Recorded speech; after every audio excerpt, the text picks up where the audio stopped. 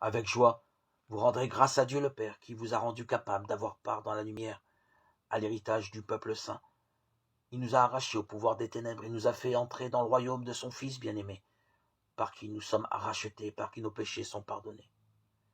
Il est l'image du Dieu invisible, le premier-né par rapport à toute créature, car c'est en lui que tout a été créé, dans les cieux et sur la terre, les êtres visibles et les puissances invisibles.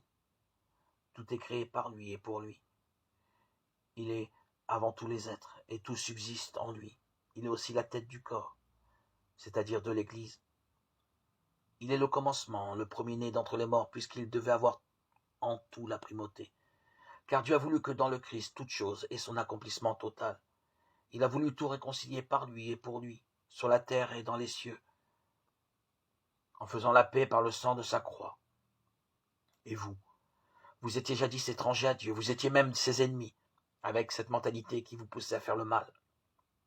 Et voilà que maintenant, Dieu vous a réconcilié avec lui, grâce au corps humain du Christ et par sa mort, pour vous introduire en sa présence, saint, irréprochable et inattaquable.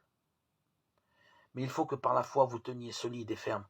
Ne vous laissez pas détourner de l'espérance que vous avez reçue en écoutant l'évangile proclamé à toute créature sous le ciel. Évangile dont moi, Paul, je suis devenu ministre. Chapitre 1, versets 12 à 23, Épître aux Corinthiens.